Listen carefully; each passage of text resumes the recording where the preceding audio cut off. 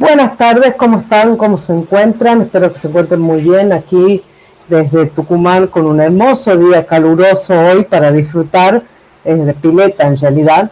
Eh, Me gustaría invitarnos hoy a este taller, a esta charla que nos va a dar el ingeniero Pablo Casas. Sí, es un seminario sobre programando inteligencia artificial al alcance nuestro.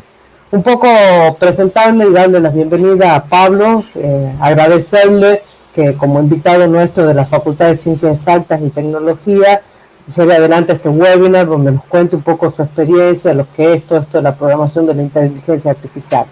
Les comento un poco, muy brevemente, el currículum de Pablo. Pablo Casas trabajó como científico de datos en la industria privada durante los últimos años.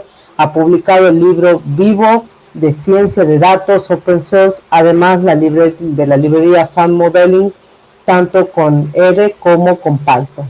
Actualmente Pablo se encuentra como fundador y mentor de los cursos de inteligencia artificial en la Escuela de Datos Vivo. Todo lo van a encontrar en el hashtag DataNet. Bueno, darle la bienvenida a Pablo, a decirle que lo vamos a acompañar aquí en su charla Bueno, y para que la idea, perdona Pablo un segundito, la idea normalmente los webinars que hacemos desde la facultad es el disertante está charlando y después le planteamos las preguntas. Hoy la metodología va a ser distinta. Pablo nos pidió que las preguntas, a medida que ustedes, los que están participando, los que están escuchando la charla en vivo, vayan teniendo inquietudes, las planteen en el chat y yo lo voy a ir interrumpiendo a Pablo para hacerle las preguntas correspondientes. ¿Sí? ¿Estamos de acuerdo? Así que bueno, Pablo, te cedo el trono hasta que aparezcan las preguntas. bueno, muchas gracias Fernanda y también por la presentación y a todos y a todos los que están allá en esa tarde calurosa de Tucumán. Acá en Buenos Aires hace mucha humedad, como el 100% de los días, así ya tiramos la primera estadística. Y bueno, gracias por estar. Espero realmente que se puedan llevar algo cuando finalice esta charla. En la otra charla que di en la Universidad Nacional de Tucumán fue con la gente de Económicas. Y bueno, salió muy linda. Ahí me enfoqué en otros temas porque sé que a la parte de económicas quizás les importa más, ya si hacemos un adelanto, los temas que están más quizás desarrollados en R. Esta charla la relacioné más a Python. Y bueno, como vengo del mundo de sistemas, siéntanse libres de preguntarme cualquier cosa. Y me gustaría que me pregunten también, por ejemplo, ¿para qué sirve la matemática? Imagino que hay más de uno habrá estudiado matemática y dice, bueno, ¿para qué me están explicando esto? Así que hay algunos guiños a la parte de matemática entretenidos en esta charla. Así que bueno, vamos a empezar. Ahora, en un segundo que comparto la pantalla. Sale, Pablo. Mientras tanto, vuelvo a repetirle las preguntas que quieren hacer. Aprovechen, las hacen en vivo. Ustedes van a ir preguntando. Yo lo estoy leyendo acá desde el chat. Así que cualquier cosa, inquietud que tengan, nos está acompañando acá tras las cámaras el ingeniero Albaca Paraván, que es uno de los que ha estado organizando esta charla junto con los chicos de la Comisión Académica de la Carrera de Ingeniería y Computación, Ezequiel Musa, Nico Macián. Ahí ya podés mandar tu pantalla, Pablo. Sí, ahí creo que la tendrán que estar viendo. Ahí está, ahí estamos. Dígame si se ve. Sí, se ve, se está viendo. Perfecto. Bueno, siempre hago esto porque en Google Slide no deja ocultar esa barra automáticamente, es muy molesto. Así que bueno, esta charla la denominé Programando IA al alcance nuestro. Y ya les digo, vamos a ver incluso algunas partes de código. Bueno, acerca de mí lo voy a pasar rápido porque ya me hicieron la presentación. Lo que sí les quiero decir es que estas presentaciones se las voy a compartir para que la tengan, así que no hace falta que me pidan los links o tomen nota, o si quieren tomar nota de alguna cosa, esto se los comparto. ¿Sí? Así que bueno, nada, les quiero contar que este libro que comentaba Fernanda es open source, lo pueden acceder en cualquier momento, de hecho está en GitHub, se lo pueden clonar, y que bueno, está íntimamente relacionado con las dos librerías que publiqué, FunModeling y FunPy Modeling. ¿Sí? FunPy Modeling tiene hoy día el 10 o el 15% de las funciones de FunModeling, que es la versión de R. ¿Sí? Es una librería es una de las librerías que utilizo yo para trabajar. La versión de R tiene como 110.000 descargas, muchísimas, y está orientada a personas que trabajan con datos, a data scientists, y también me enteré después que la usan muchos docentes para explicar, así que bueno, si hay algún docente en la sala, lo invito a revisarla. Bueno, me quedó mal. Siempre arranco bajando un poco a tierra. ¿Qué es la inteligencia artificial? Primero, quizás de un punto de vista más gracioso, ¿no? Para algunos son robots, aliens. En definitiva, IA es código, ¿sí? No hay nada extraño del otro lado, sino programación, algoritmos, ¿sí? Que se fueron perfeccionando muchísimo durante todos estos últimos años. Principalmente por el avance del hardware también, porque las redes neuronales es algo que existen desde creo que 1950 o 40 o una fecha aproximada, pero no daban buenos resultados en su momento. De hecho, quizás hace unos 10 años empezaron a tener mucho auge, ¿sí? Si son gamers y tienen placas de video, quizás ya conozcan algunos de estos temas. Entonces, ya arrancando con un ejemplo, otra de las cosas que me gusta decir es que, bueno, para hacer deep learning, o bueno, inteligencia artificial, no hace falta muchísima programación. El primer paso, obviamente que se puede complejizar y muchísimo, ¿sí? Muchísimo. Pero no es mi intención en esta charla, sino más bien mostrarles que con poquito código ya hay problemas que están resueltos. Este es el hola mundo de los problemas de visión por computador.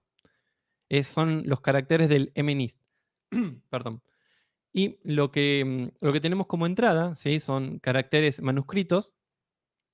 Y nosotros tenemos que hacer un modelo predictivo que, dado cada una de estas imágenes, pueda decir, bueno, esto es un 0, ¿sí? Dada cada una de estas imágenes, diga, esto es un 1. Por supuesto que tenemos muchos valores, por ejemplo, del 5, para poder encontrar el patrón, ese patrón de que viene recto, baja y tiene la pancita, ¿sí? Entonces, el modelo hace lo siguiente. Entran estas imágenes y predice qué valor del 0 al 9 es. Entonces, ese es el típico problema y el más fácil de resolver. Y me tomé el atrevimiento pues siempre lo menciono en las charlas, pero nunca muestro el código. Siempre digo que es poco código. Vamos a ver todo el código que hace falta para hacer esta predicción. Y no voy a entrar en detalles, por supuesto. Para eso está un curso que voy a publicar gratuito la semana que viene, que bueno, ya les contaré. De hecho, son 2 slides del código. La primera, hacemos una preparación de datos para adecuar los datos para nuestra red neuronal. Quizás no es tan interesante.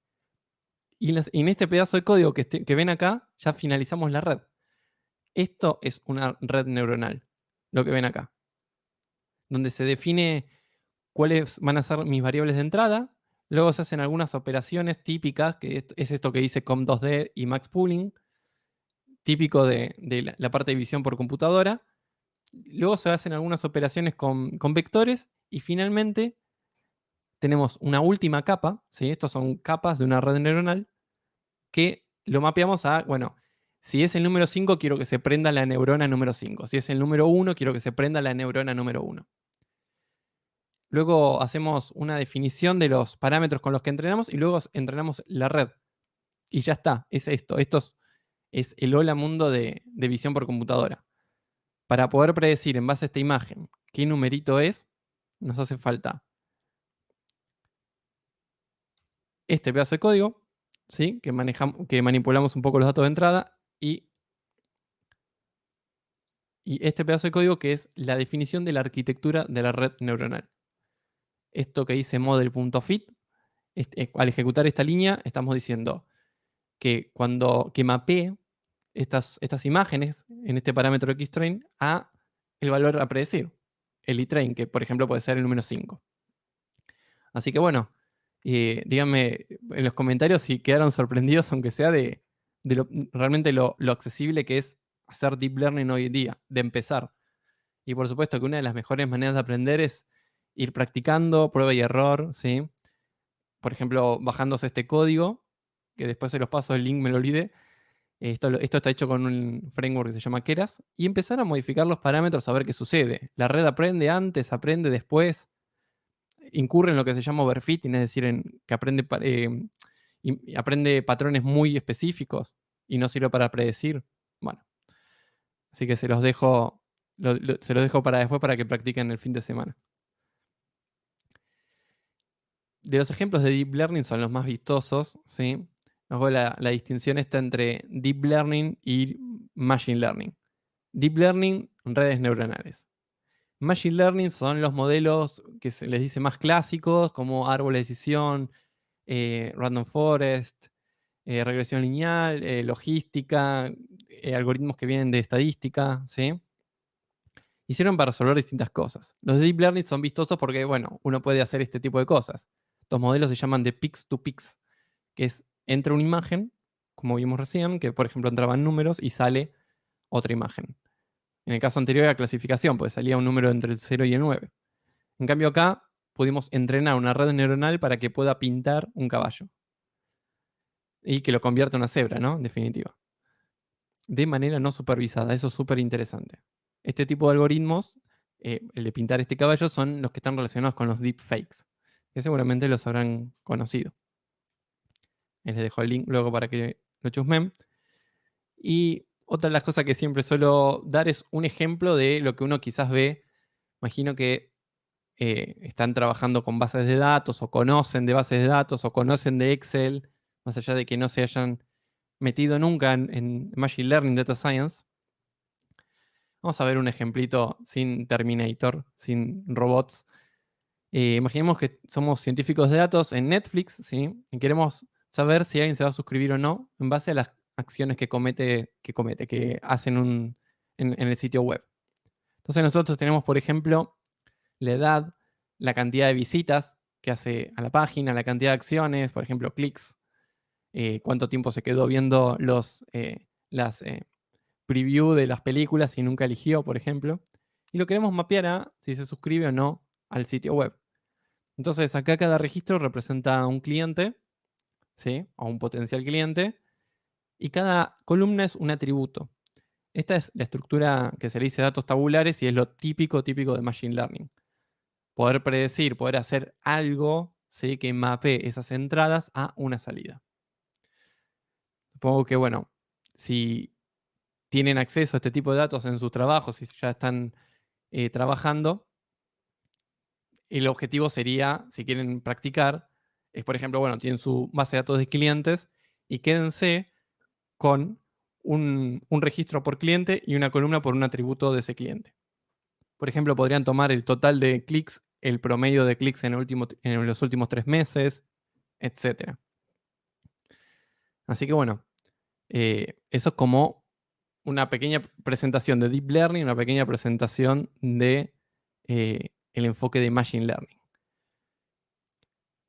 Un esquema típico de entrenamiento de Machine Learning sería, nosotros tenemos datos de entrenamiento, por ejemplo, 800 casos, ¿sí? 800 registros, y luego tenemos datos de validación, datos que el modelo nunca vio. Esto es igual a cuando, por ejemplo, tenemos que estudiar para un examen en la facultad. Nosotros estudiamos quizás con libros, con exámenes que ya conocemos la respuesta, y cuando nos sentamos a hacer el examen no sabemos la respuesta, la sabe el docente, ¿sí? Entonces el docente es justamente el que nos evalúa. Esa manera de ver este entrenamiento de Machine Learning es análogo, perdón, de ver este entrenamiento de cómo aprendemos en la facultad es análogo en Machine Learning, ¿sí? Los modelos, digamos, no pueden interpretar el dato. Entonces nosotros le tenemos que decir, bueno, con esto aprende y después lo tenemos que poner a prueba a ver si esos patrones que devuelve el modelo, ¿sí? Son fidedignos. Y para eso necesitamos saber cuál es la respuesta real. Entonces comparamos. Nosotros creamos el modelo predictivo y luego contrastamos los resultados. Contrastamos. A ver, cuando el modelo dijo sí, el modelo predijo sí, va a ser un cliente de Netflix. ¿Cuál fue la realidad? Es decir, lo que conoce el docente. Sí. Ah, bueno, entonces acertó. Vamos bien. Cada registro es un cliente. Vamos a ver otro caso. El modelo dijo no, pero este cliente sí había comprado. Por supuesto que el modelo predictivo no sabe la respuesta, ¿sí? Bueno, en este caso falló. Entonces, en base a sumar los aciertos y los fallos, luego se desprenden muchísimas, iba a decir miles, pero no son miles, pueden llegar a ser cientos de métricas de error. ¿sí? Con lo cual hay que estar ahí muy cerca de este análisis del error. Y aunque no lo crean, para hacer este primer acercamiento del análisis del error hace falta estadística. Por ejemplo, conocer las distribuciones, ¿sí? En los que son los modelos de regresión se busca, por ejemplo, que el error siga una distribución normal. Los modelos de regresión son aquellos modelos que predicen valores numéricos, por ejemplo, el precio del dólar. Aunque ya sabemos que eso es un misterio, ¿no? Nada más, lo único que sabemos es que sube. Pero bueno, eso es un modelo de regresión. En este caso es un modelo de clasificación. ¿Sí? Predigo, por ejemplo, sí y no. Y ya les digo, en estos modelos de regresión lo que se busca es conocer, bueno, el promedio del error, el desvío estándar, ver cómo es la silueta, ¿sí? Ver si tiene asimetría, ver si hay outliers, si hay valores extremos, perdón. Que es otra de las métricas, es, bueno, lo que les decía recién, la simetría de estadística. No sé si tienen materias de estadística, pero bueno, les digo que presten atención. Así que hasta acá, Fernanda, decime si tienen alguna consulta, si se entiende. Mira, hasta ahora los chicos están sin preguntar, así que avanzar nomás. Bueno, A ver, preguntemos, ¿están entendiendo? ¿Se está comprendiendo todo? No están contestando en el chat. Acá, mira, Ezequiel Musa pregunta, ¿cómo se podría mejorar en este ejemplo el error en la predicción? ¿Es mejor hacer cambios en el modelo o en los datos? bueno, buena pregunta. Tiene intuición, Ezequiel. Las dos, es muy buena esa, porque uno normalmente dice, bueno, mejor el modelo, hago que sea más poderoso, lo hago más grande, y no, eso es un error. De hecho, algo vamos a hablar de eso. Lo que dijo Ezequiel es eso de tocar los datos de entrada es clave, es algo que no se suele tratar tanto, pero es muy importante e influye en el resultado. Digamos, yo muchas veces termino teniendo incrementos en la precisión del modelo tocando los datos de entrada. Esto tiene que ver también con el sesgo, por ejemplo, que puede haber en el género, ¿sí? O los casos, hubo un caso de Amazon, por ejemplo, que tenía un modelo predictivo que tenía preferencia a contratar hombres respecto a La mujeres, mujer. simplemente porque históricamente fue así lo que se dio. Entonces no es que el hombre es mejor que la mujer, sino que ese dato de entrenamiento no fue validado, digamos que la distribución fuera homogénea. Ella tiene otro dato de estadística. Y bueno, eso después, ese sesgo pasó al modelo. Entonces hay que estar muy atentos ahí, ¿no? Esto no va a ser tan automático de que las máquinas nos van a reemplazar y van a hacer predicciones automáticas. Así que bueno, la respuesta es ambas. Este, Perfecto. ¿Alguna Mm, más apareció por No, ahí? no apareció ninguna pregunta más. A Listo. ver si los chicos quieren preguntar. Si no, continuamos nomás. Dejen, sí, dejen y yo después hago otra pausa. Digo, para que no sea un Dale. monólogo. Si vos tenés una pregunta, también freno. Eh, dale. Bueno. Entonces, ¿qué es un modelo predictivo? En la mayoría de los casos es una caja negra, ¿sí? Nos damos los datos y este modelo encuentra cuáles son las relaciones entre las variables, ¿sí? Esto que les decía recién, lo hace automáticamente, no interpreta si, por ejemplo, eh, viene una edad que es negativa. Nosotros sabemos que es imposible, el modelo predictivo lo va a interpretar, lo va a ingresar, ¿sí? Entonces, eh, nos tendríamos que preguntar, bueno, pero ¿qué hacemos nosotros como científicos de datos? Bueno, ordenamos, ¿sí? Los datos, como les explicaba recién, esta preparación de datos, para que el modelo aprenda bien. Y esto es el 80 o el 90% de los casos, perdón, del tiempo, ¿sí? Uno cree que quizás esa cuestión de hacer ese punto fit, como les mostré antes, ese entrenamiento del deep learning, es bastante automático y en realidad es solamente una línea. Todo lo que está antes de hacer la preparación de datos, de, por ejemplo, sacar casos que no se pueden dar, o sacar valores nulos, ¿sí? O sacar valores extremos. Por ejemplo, alguien que tenga una edad de 500 años. No, no puede ser, es un error en los datos. Entonces hay que prepararlo, no hay que eliminarlo. Entonces, trabajar en este mundo de ciencia de datos es estar muy atento a toda esta parte de auditoría de datos, de entender qué datos estamos cargando, cómo los está interpretando el modelo. Tiene muchísimo de exploración de datos, de preparación de datos, ¿sí? De modificarlos y una pequeña parte de creación de modelos predictivos, que es lo más vistoso, como les decía antes. Esto también se los mencioné. Bueno, IA acá puse que IA es Deep Learning, IA hoy día es todo. Es todo lo que tiene que ver con modelos predictivos. Lo que sí les puedo decir es que Deep Learning, esta keyword, son redes neuronales. La palabra deep viene de una red neuronal que tiene muchas capas, ¿sí? Con muchas neuronas.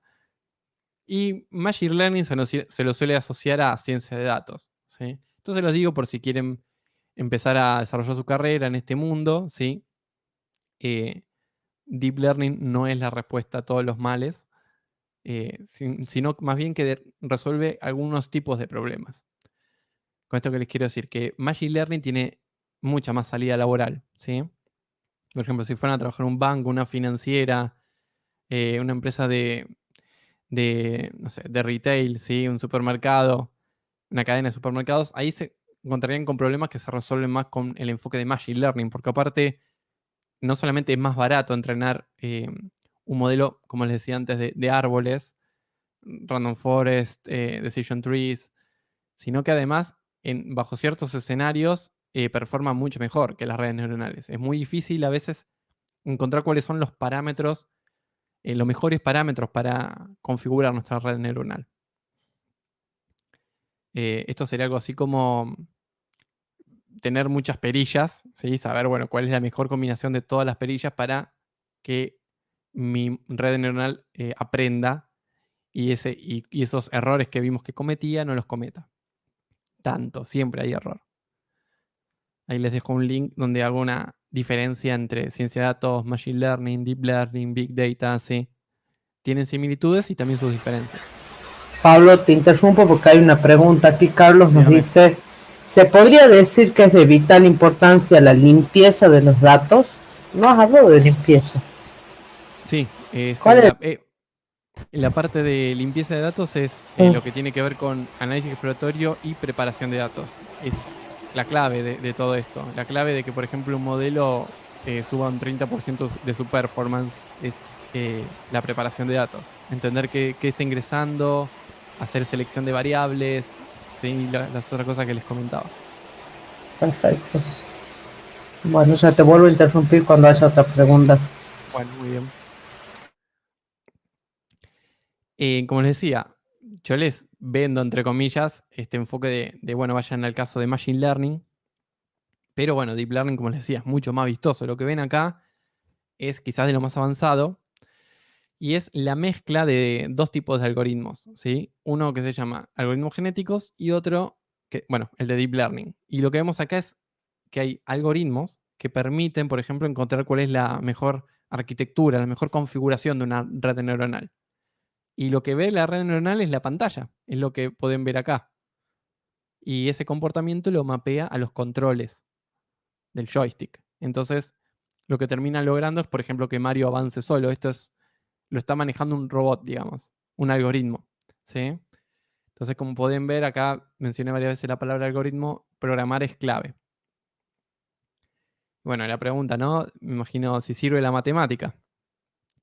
Esto es una arquitectura de red neuronal muy conocida que se llama BGG16. Y lo que hace es, en base a imágenes, ¿sí? Podemos predecir, podemos clasificar si, por ejemplo, eso es un auto o si es un árbol.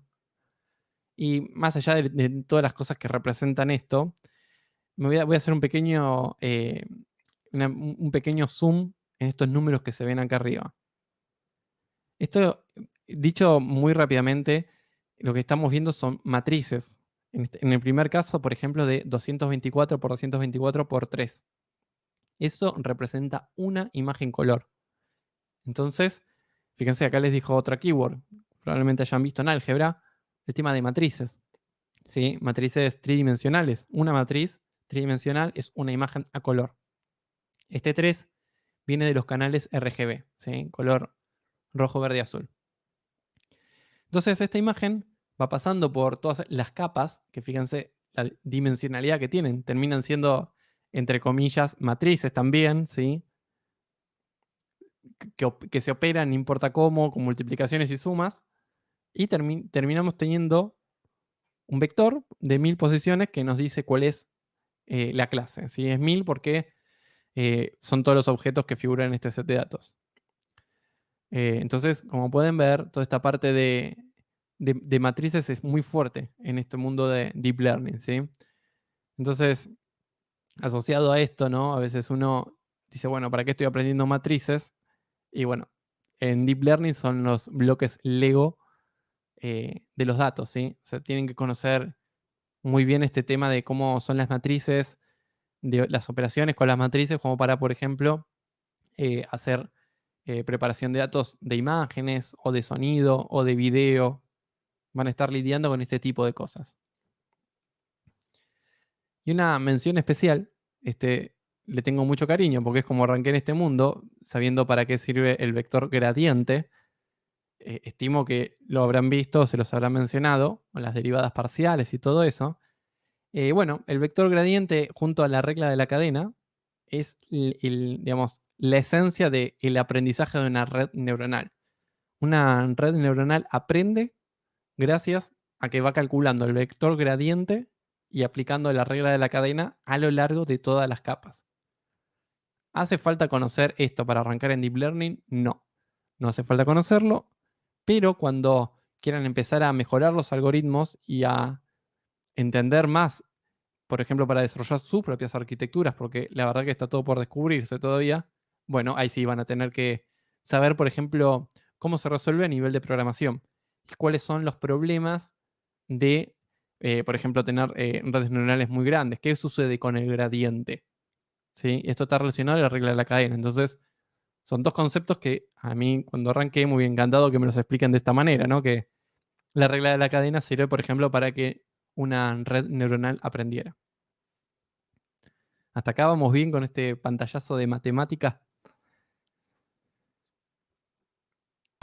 Sí, vamos bien, no hay preguntas, pero a mí que yo hace años que hice la facultad me has hecho pasar por un recorrido desde nuestro querido cálculo y álgebra hasta Sí, cálculo sí. 4 y encima ni hablar de las probabilidades y estadísticas, ¿no?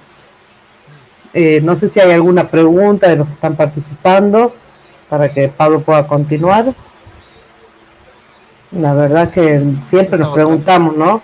Es la queja constante de los chicos, ¿por qué tanta matemática? ¿Por qué tanta física?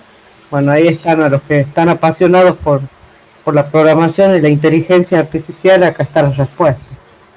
Sí, Ya que yo me también, preguntan, sigo. Yo también tenía esa pregunta de, bueno, ¿por qué me están explicando esto o para qué sirve? Sin embargo, hay todo lo que nos van explicando tiene su aplicación y la manera, a mi entender, de aprender lo que es lo que les quiero transmitir, no sé cuál es el promedio de edad del público ahora, ni el que vaya a ver este video, pero lo que les quiero transmitir es que la manera de aprender matemática para mí es a través de la programación. Nos ahorraríamos 5 o 6 clases de explicación al ver un ejemplo práctico, al al entender, aplicar, claro, al ver, bueno, ¿para qué sirve esto? sí, Eh, cómo lo podés aplicar en un sistema o exacto. en cualquier parte, ¿sí? Por Sí, ejemplo, sí. la imagen que estamos viendo parte del resultado de aplicar la regla de cadena y de obtener el vector gradiente. Y se entiende bastante, por lo menos, que es como si pusiéramos una bolita que va cayendo hacia el mínimo, Sí. ¿sí? En dos dimensiones, digamos, y siendo Z, el eje Z es el error. No es tan, se podría interpretar como el error, imaginemos esto. Entonces nosotros tenemos que encontrar cuál es la dirección en la que vamos minimizando ese error. Acá atrás hay un montón de matemática, pero sin embargo lo estamos viendo a través de una animación y es mucho más claro. ¿Sí? Sí, Entonces, más primero la comprensivo. animación, después la matemática. Y ahí ya nos queda el concepto. Y luego ir probando, a ver qué pasa si modificó tal cosa o tal otra. Converge antes, no converge. Digamos, que la bolita azul llegue a este punto rojo significa que nuestra red neuronal tiene, tiene el mínimo error. Y no es menor eso. Acá les dejo un link a una serie que hice de ciencia de datos y la matemática no muerde, que está en YouTube, en la UTN, muy parecido a UNT. Y bueno, ahí pueden ver un montón de ejemplos también de cómo se va usando la parte de matemática en este mundo de datos, que es lo que conozco. ¿Sí? Yo les cuento de lo que conozco, debe tener muchísimas más aplicaciones en física y en otras áreas. Bueno, como venían del mundo de la programación, ustedes decían de sistemas. Perdona, Pablo, acá hay unos comentarios. Nico dice que está todo clarísimo y el ingeniero sabe que nos está acompañando. Dice totalmente de acuerdo. Hay que cambiar la metodología de las enseñanzas de las matemáticas para Sí, la formación de los ingenieros. y están nosotros, ¿eh? Yo estaba de ese lado ahí también muy enojado con el sistema educativo y quejándome y empecé a generar este contenido. Así que si ustedes lo quieren cambiar, empiecen. Es simplemente, por ejemplo, pueden empezar a estudiar Deep Learning y publicar, aunque sea con sus amigos o amigas, decir, bueno, mira, acabo de encontrar, no sé, este algoritmo, esta manera de entender integrales o esta manera de entender derivadas, que de hecho ya está, ya hay código que hace esto en Internet, o sea, es copiar y pegar. eh, y es una manera que les va a acelerar mucho, mucho el aprendizaje. O sea, les va a ahorrar tiempo para tener más tiempo libre. Yo les digo porque no lo aproveché en su momento, no se conocía cuando estudiaba en la facultad, matemática, y sin embargo les va a ahorrar mucho tiempo. ¿Sí? Y luego lo que vayan generando lo pueden poner en GitHub, que es un lugar para compartir código, y no solamente les va a servir para que atraer a reclutadores para que los contraten y puedan, por ejemplo, trabajar para afuera, sino también para que otras personas puedan ingresar en este mundo, tal como estoy haciendo yo con ustedes. Así que bueno, esto es colaborativo. Quizás en el día de mañana puedo llegar a usar uno de sus links o de sus análisis. Bien, en este mundo de datos, ya le digo que es en donde estoy especializado, eh, hace falta programar. Hay otros productos como interfaces visuales, pero digamos, para explotar el máximo tienen que programar. Se los van a pedir en la mayoría de los trabajos. Dentro de estos lenguajes de programación que hay para trabajar, ¿sí? Eh, yo les recomiendo aprender R y o Python. Python es mucho más popular porque es un lenguaje de propósito general con librerías especializadas en este mundo de datos. Perdón, Pablo, acá hay otra pregunta de Ezequiel. Dice si es difícil conseguir trabajo en este campo como autodidacta. No es difícil. Digamos, el concepto de difícil o fácil es la dedicación. Yo tengo muchos conocidos, colegas que son súper autodidactas. De hecho, yo me considero un autodidacta. Todo esto lo aprendí la mayoría por mi cuenta. Y no, y se puede. Se puede. Las empresas valoran mucho que tengas conocimientos. Eh, digamos, puede ayudarte obviamente el hacer una carrera. Conozco también profesionales que hicieron carreras, pero digamos, la especialización se la da uno mismo, ¿sí? Porque en la facultad uno ve muchos temas. No sé, en la UTN, por ejemplo, tenemos materias de administración. Tenemos muchas de matemática, pero casi no tenemos de análisis de datos o de cosas orientadas a datos. Así que ser autodidacta es el punto clave. Ser autodidacta y publicar.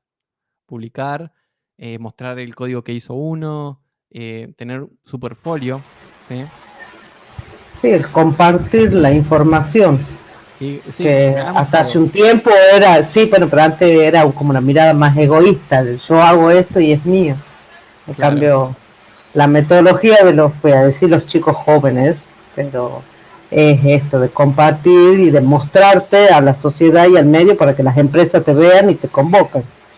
exacto. De hecho, por ejemplo, hablando de lo más moderno, quizás si hablamos de Google, que hace Google, Facebook, van liberando lo que se llaman modelos preentrenados de Deep Learning, y uno puede decir, bueno, pero ¿por qué están liberando esto que es oro?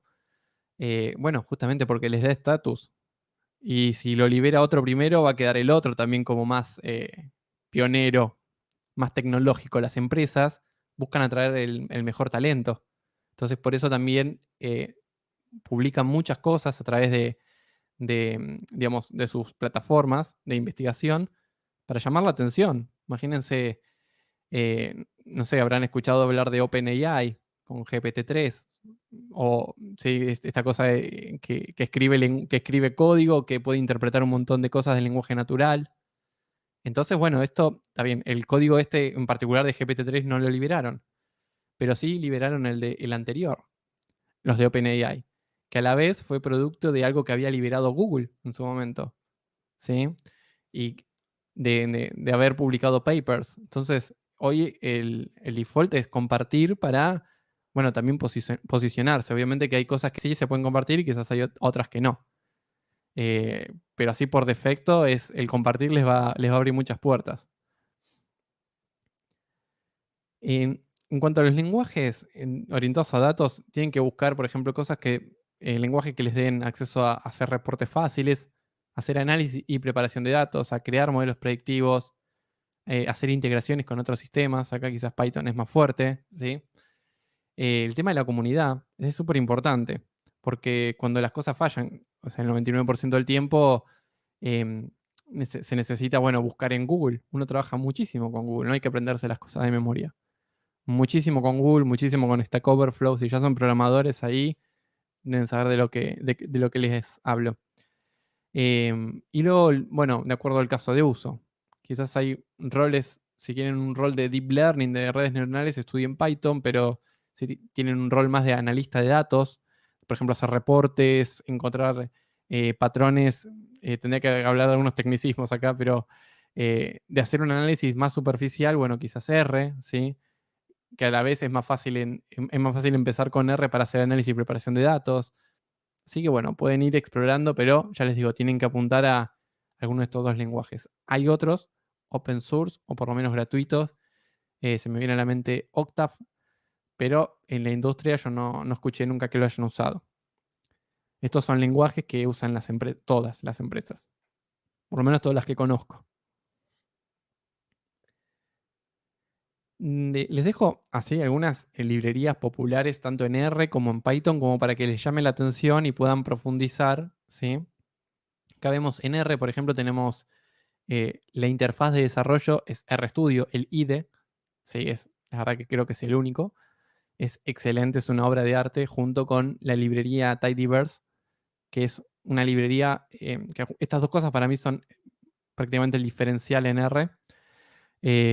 Luego tenemos, esto se pronuncia dplayer, que es parte de Tidyverse, al igual que ggplot, al igual que RMarkdown, al igual que Shiny. Todo esto es open source, ¿sí? Es decir, es gratuito, tienen acceso al código fuente. Bueno, y está a su alcance el poder desarrollarse en estas cosas, ¿sí? Y bueno, en Python tenemos NumPy, Pandas, SciPy, ¿sí? Spark. Son librerías de visualización, de preparación de datos, de acceso a quizás bases de datos enormes, como es el caso de Spark. Y yendo un poquito a la parte de Deep Learning, lo que les tendría que llamar la atención o profundizar es TensorFlow, Keras, PyTorch, ¿sí? Perdón, te interrumpo antes que Dígame. siga, Pablo. Dos preguntitas. Carlos nos pregunta si probaste Weka para introducir a los alumnos en algunas herramientas como árboles de decisión, reglas de asociación y clustering. Perdón, ¿cómo era el nombre? Weka, W-E-K-A. El muchacho que Weka, preguntó. Weka. Del que preguntó, digo. Ah, Carlos, perdón. Carlos, sí, Carlos. Siempre me olvido de mencionar Weka. Ese fue uno de los primeros, no es un lenguaje, es la primera interfaz que usé. Lo voy a empezar a mencionar, ¿sabes? Me olvido, es excelente. No sé si sos docente, pero Sí. si le querés enseñar, bueno, te felicito, seguí por ahí, enseñales Weka. Weka es uno de los primeros productos que salió de lo que era data mining, que después pasó a ser data science. Es open source, es gratuito y les va a servir para practicar y entender muchísimos de los algoritmos sin tener lo que se le dice skills de programación. ¿Sí? Así que sí, arrancá por ahí, sin duda. Súper Bien. recomendado. Y hay otra pregunta de Nicolás Macián que dice, ¿qué tan grande es la barrera para entrar en este campo para los que ya saben programar? No, bueno, si es tu caso, que ya sabes programar, es muy baja. Ahora termino la presentación, les comparto las slides, anda a los links, copy-paste y ya lo puedes ejecutar. Ya hoy puedes estar aprendiendo. Es muy baja la barrera. Después es dedicación, ¿no? No es magia esto, es dedicación y exponerse al error, pero para aprender lo básico lo podrías aprender si le dedicas 3 horas por semana, en, digamos, 4 o 5 meses puedes aprender bastante. bastante de sentirte familiarizado con algunas técnicas, de saber cuando te dicen, por ejemplo, qué es clasificación, qué es regresión, entenderlo, y las limitaciones, ¿sí? Realmente está a tu alcance y más allá de que parten de escuela de datos vivos, vendemos cursos, son los menos los que vendemos, hay muchos cursos que son gratuitos. De hecho, la semana que viene lanzamos uno gratuito de Deep Learning con Keras, para gente que ya sabe programar y que quizás ya sabe lo básico de ciencia de datos. Eh, pero bueno, digamos, hay muchísimo material gratuito para hacer copiar, pegar, probar, ¿sí? Y también teórico. Lo que les decía de Deep Learning, el diferencial en Deep Learning es que el acceso a las placas de video con lo que se dice GPU, TPU, que son en definitiva procesadores chiquititos que aceleran muchísimo todos los cálculos de Deep Learning. Dentro de lo que son las interfaces de desarrollo, les recomiendo que busquen lo que es Colab, cual va a estar en el curso que voy a publicar. Google Colab es una interfaz de Google que la tienen ya en su Google Drive, eh, con la cual ustedes pueden correr algoritmos usando placas de video a las que no tienen acceso en su computadora de escritorio. Es decir, ni siquiera necesitan una computadora potente, a eso voy. Y ya hay ejemplos, muchísimos ejemplos de Google Colab. eh, Digo, ejemplos hechos en Google Colab. Y ahí les dejo también Amazon Web Services. Cuando quieran implementar un proyecto en la nube, dejar que corra para todo el mundo, es decir, que tenga acceso, hicieron una red neuronal y quieren ponerla accesible a todo el mundo, bueno, pueden ir por Amazon Web Services.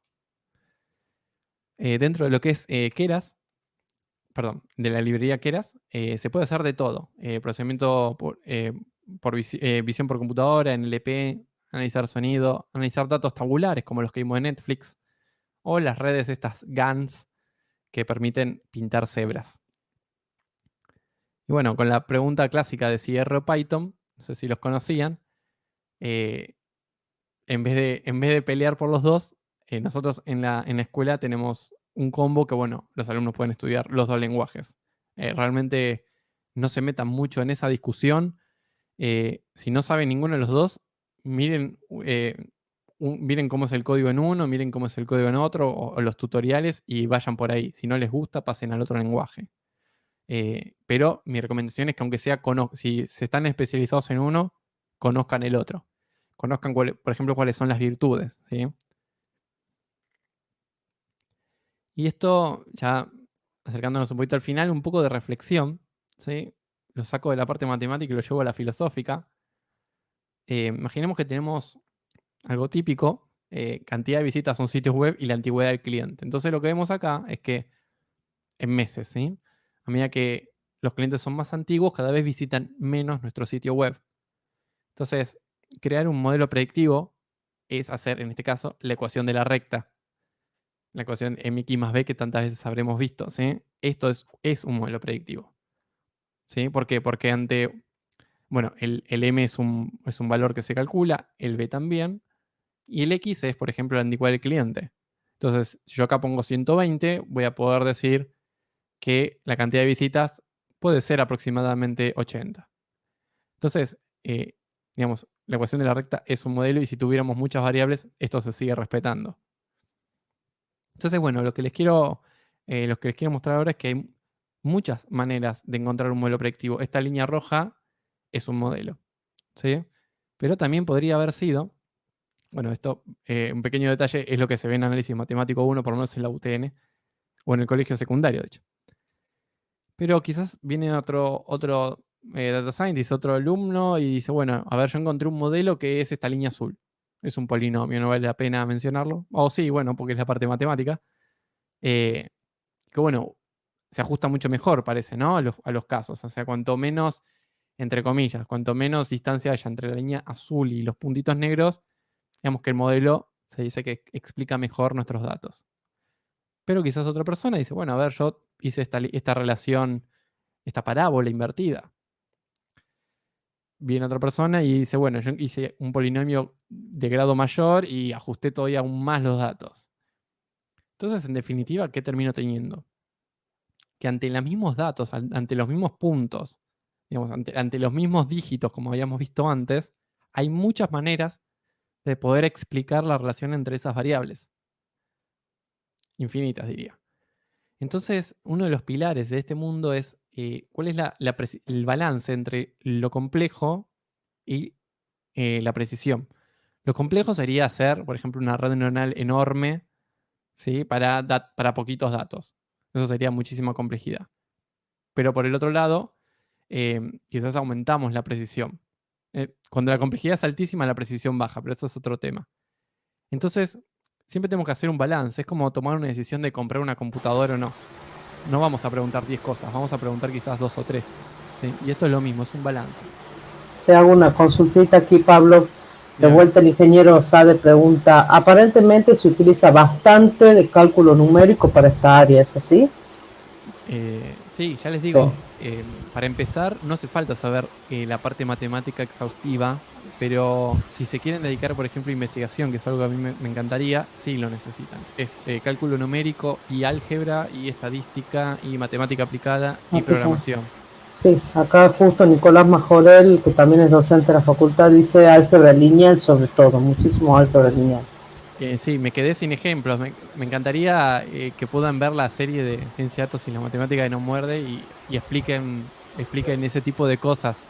Que vean, por ejemplo, en álgebra lineal hay muchísimos ejemplos de lo que es combinación lineal, de lo que son autovalores y autovectores. Es la base para entender algoritmos por ejemplo, de análisis de componentes principales. Son algoritmos que nos permiten visualizar muchísimas dimensiones en tan solo dos, por ejemplo. Aquí hay otra pregunta de mi colega Sergio Vallejo, también recibido de la facultad. Dice, ¿qué fuentes de datos públicos recomendaría para comenzar a aprender y a experimentar con ML y DLL, con Machine Learning y Deep Learning? Mirá, fuente de datos públicos está el portal de datos abiertos, por ejemplo, del gobierno de la Ciudad de Buenos Aires, y yo no tengo mucha experiencia con datos abiertos. Te podría recomendar ese. En Tucumán estimo que también habrá. Y si no, a nivel nacional, sí les recomiendo a todos la encuesta Permanentes de Hogares, EPH, hecha por el INDEC. Ahí es una base de datos enorme a nivel nacional, creo que son 60.000 casos, algo atípico para encuestas, y tienen como 250 variables para jugar. Edad, nivel económico, educación en el hogar, a nivel individuo y a nivel hogar. La verdad que por ahí pueden explorar. De hecho, por ejemplo, hay una librería de R que se llama EPH, que les permite bajarse con una o dos líneas de código la base de datos y empezar a explorarla. O busquen, si no, encuesta permanente de hogares, espacio R o espacio Python y les va a aparecer seguramente reportes. Digo, para que se basen en eso, ¿no? Esto es parte de la ciencia, basarse en lo que ya hizo otro. Así que bueno, voy a Aquí, decirme. acá hay sí, una pregunta, dice de Lucas Kempe. Dice, el otro día en una keynote veía cómo usando inteligencia artificial y Big Data se podía simular la cara de una persona para falsificar una identidad. ¿Cómo crees que el Deep Learning se está preparando para esto? Bueno, se está preparando haciéndolo. No sabría responder a eso.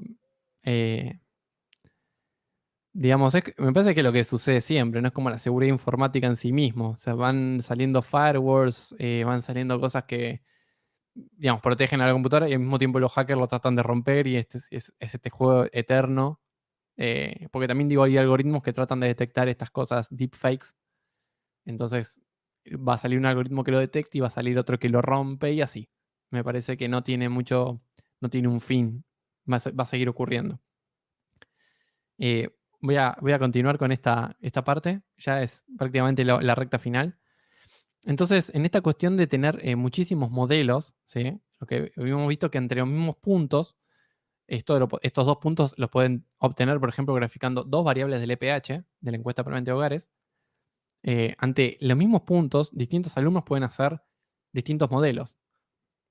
Y si nos ponemos filosóficos, me gusta citar a este autor con esta frase que dice, la verdad es una tierra sin caminos. Y llevándolo al mundo de data, la verdad son los datos, son esos puntitos negros, ¿sí? Que son fijos, digamos. Y la tierra sin caminos son los modelos, son todos esos modelos que nosotros hicimos, ¿sí? Es decir, todos los modelos explican esos datos. Acá hay un estadístico muy conocido, Shortbox, que dice algo opuesto al anterior. Todos los modelos están equivocados, pero algunos son útiles. Esta persona hizo muchos avances con la parte de estadística, análisis de datos. Es para escucharlo y dice esto. Como que todas las líneas de colores que les mostré antes están todas equivocadas, pero bueno, algunos de esos modelos pueden ser útiles. Y estas son las preguntas típicas que aparecen en Machine Learning. Me preguntan a veces los alumnos o incluso mis jefes o colegas, ¿cuál es el mejor modelo? ¿Cuál es la mejor preparación de datos? Entonces, cuando uno trabaja en Data Sciences, tiene que aprender a lidiar con todos estos grises. No hay un mejor modelo. O sea, el mejor de los mejores. Uno va encontrando modelos que le sirven para el propósito que tiene que resolver, ¿sí? Y ahora sí, vamos finalizando la charla. Esto ya les digo, se los paso. Los invito al canal de YouTube, que bueno, ahí invito a los administradores a que compartan el link del canal de YouTube que les había pasado, donde estoy subiendo muchos videos, creo que ya hay como más de 40 videos, algunos muy básicos y otros bastante avanzados. Así que bueno, tienen para entretenerse. Y también a invitarlos a que vean los cursos que están en la escuela.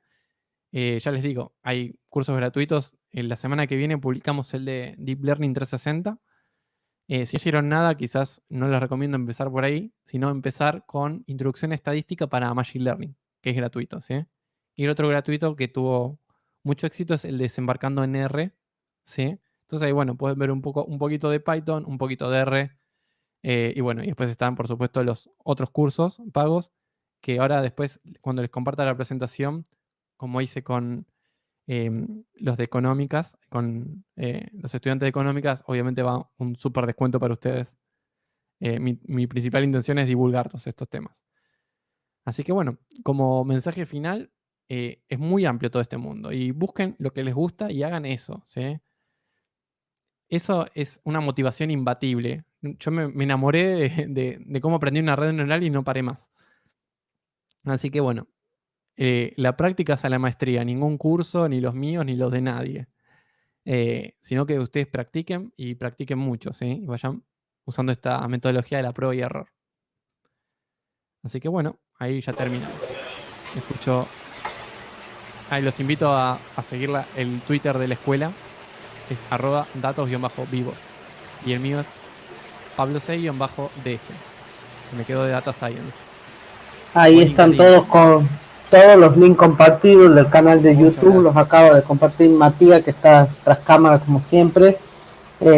Acá están agradeciéndote los chicos por la charla, Pablo. No sé si alguien tiene alguna pregunta, alguna inquietud más que plantearle a Pablo para ir agradeciéndote esta hora de haber compartido y difundido con todos nosotros, con nuestros estudiantes. Sí, están agradeciendo todos.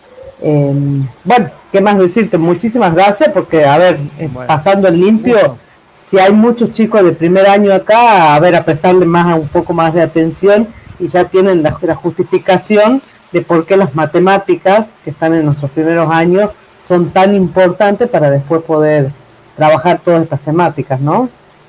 Sí, exacto. Pablo, las plataformas como AWS y Azure, etcétera. Una pregunta del ingeniero. No sé si la pregunta falta parte. Bueno, gracias a la facultad. Estuvieron a Augusto, Enzo, Ezequiel, a Nico por la invitación y a Carlos también por coordinar. Juan Vera. Acá hay una pregunta, mira, el ingeniero Sado está preguntando, las plataformas como AWS, Azure, etcétera, ¿qué ofrecen estas herramientas? ¿Cómo se complementan con lo que haces vos? Claro, bueno, Azure es la parte de Microsoft, digamos, de Amazon. Lo que sería equivalente al Amazon Web Services, tenemos Azure del otro lado. Y se complementan, ellos ofrecen cientos, no sé si miles, pero cientos de productos y muchos de datos. Yo no los conozco todos.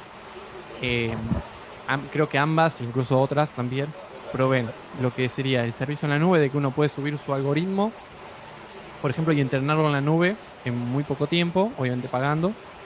También proveen servicios de hosting de páginas web, proveen servicios de creación de modelos predictivos. Yo ahí siempre les digo, bueno, fíjense si es lo que le resuelve su caso. Es decir, digamos, que uno le sube sus datos y le devuelve las predicciones o devuelve el modelo predictivo. Digamos, bajo ciertos escenarios es útil. Esto tiene que ver con lo que se llama AutoML o Auto Machine Learning. Así que explórenlos. Es un mundo, realmente es un mundo. Son herramientas con las que uno trabaja. Aquí hay otra pregunta de Paula. Dice, ¿qué pasa con la función del gradiente si tiene varios mínimos? Bueno, es buena pregunta. De hecho, hay otra pregunta que se relaciona, imagino que habrán visto el tema de la silla de montar en matemática, que en inglés es saddle point. Nosotros, eso tiene que ver con el optimizador que se usa para encontrar este mínimo, ¿sí? El optimizador, en definitiva, lo que hace es ir buscando cuál es la mejor estrategia para modificar los pesos de la red neuronal, pesos que están representados en una matriz, ¿sí? Anecdóticamente lo cuento. Y entonces va modificándolos, va a decir, bueno, en esa dirección tengo menos error, voy por ahí. Y hago un pasito corto, no hago un paso largo. Y si veo que estoy haciendo pasos y estoy cada vez mejorando más, bueno, sigo en esa dirección. Si tengo, digamos, uno en redes neuronales en un problema que es un problema de optimización, nunca encuentra el mínimo global, sino que va saltando. Y de hecho hay algoritmos específicos de optimizadores, a esta persona que preguntó, que lo invito a hacer el curso, porque según esto ya sabe lo básico. Sí, Paula. Paula. Paula Soto. Paula Soto, sí. Tienen estrategias para saltar de estos mínimos locales. De hecho, están como muy determinados. ¿Sí? Esto mejora el estar estancado en un mínimo local. Hay muchos algoritmos y de hecho ahí viene la pregunta, ¿cuál es el mejor? Exactamente. Y hay algunos que funcionan mejor que otros, pero bueno, es ir prueba y error. La famosa silla de caballo, dice. Sí. Augusto. Bueno, si no hay más preguntas, no sé si alguien más quiere preguntar. Agradecerte de nuevo por 11ª vez ya, Pablo, haber participado y haber compartido toda esta experiencia y todo este aprendizaje con los chicos. Me encanta, ojalá los motive como fui motivado yo hace 14 años, literalmente. Seguro, porque me están preguntando mucho, participando muchos chicos. Y estudien, están iniciando. A su alcance. Bueno, gracias. Muchísimas gracias. Gracias, Pablo, nuevamente. Bueno, que agradecerles a todos los que están aquí participando, que han estado en esta charla. Seguramente pronto habrá otras charlas, no solamente de la carrera, sino de toda la facultad, sobre distintas temáticas. Bueno, vayan a refrescarse un poco porque hoy está muy caluroso aquí en Tucumán. No olviden hidratarse. Un beso, cuídense y nos estamos viendo en algún próximo webinar. Hasta luego.